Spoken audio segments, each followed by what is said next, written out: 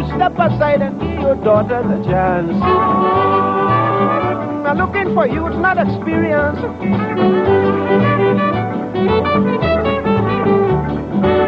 From the start, the mighty Sparrow is seeking that big international breakthrough. His career is launched in Guyana. He sweeps to fame in Trinidad and Tobago. And all over the region, they are clamoring for him. The boy, the Sparrow from Jamaica, you know. Yes, man, me no Sparrow, you know. Mandeville, man. The Mandeville, the boy from, you know. I saw it ago. In 1961, he lands in New York, anxious to experiment and explore. I was maybe 21, 22.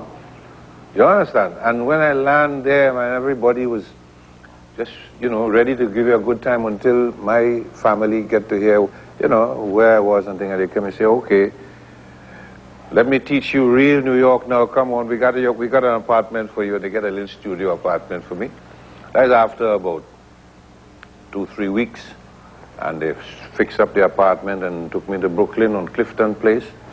And then I started to realize, no, I have to be living now, how I'm living now in New York. He joins the legions of young, talented entertainers searching for a break in the land of opportunity. But he is more focused than most on exactly what he wants. Harry Belafonte sang, he used my song and he used Melody's song. And then when we went up to the States and so on, and we met him, I thought he took more to melody than myself, even though we got along all right.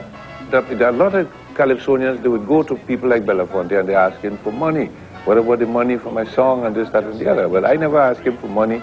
I asked him to open up some doors for me, to introduce me to certain people so that I can get some jobs.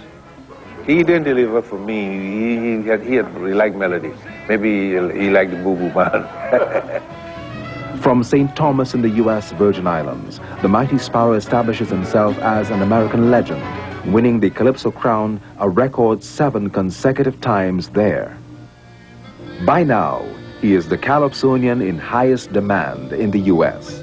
It's a reputation he soon transfers to Europe as well.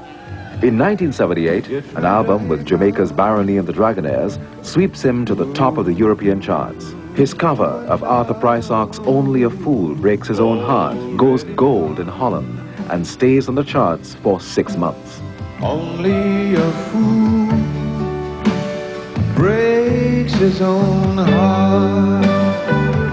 Do you remember Nat King Cole? How would Billy Eckstein do it? He says, I can't forget it. Satchmo would say, if I'm a man, baby, but let you go. And I go on and on. By now, the most demanded Calypsonian in the world, the mighty Sparrow, collects a stack of honors as he goes. In 1977, the Nigerians hail him as Chief Omowale of Ikoyi, and in the U.S., state after state declares a day in his honor. For some Americans, particularly those of West Indian heritage, the mighty Sparrow becomes a source of inspiration. Calling me, I pick up me by the railway, and we take a taxi straight to Claxton. And the minute I met him, it was a love affair for me. First off, I became a Trinidadian Jew.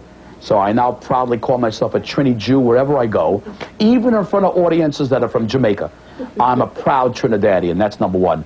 Number two, the mighty Sparrow is now, I'm assuming he might be in his 60s. I'm going to take a wild guess. But he assures me that his toolbox is working even better today. How could you not be in love with a man that says that? His overseas experiences expose him to a range of musical influences. The foreign audiences also exert their influences on his material. Still, throughout it all, Trinidad remains the wellspring of his creativity. With composers like Winston Devines, he hammers out immortal hits like Philip My Dear and London Bridge. whose name is Sir Jack Union. He told me in song, so sing along. London Bridge is falling down. And despite his pioneering musical experimentations with Latin American rhythms, reggae and other forms, Calypso remains for him the fountainhead.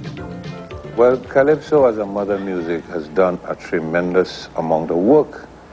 Calypso was on the scene Calypso was on the scene first. And Calypso influenced something in every island, you could say. But primarily in Jamaica, it influenced something called the mentor. And from the mentor came the ska, the rocksteady, the blue beat, up to the reggae.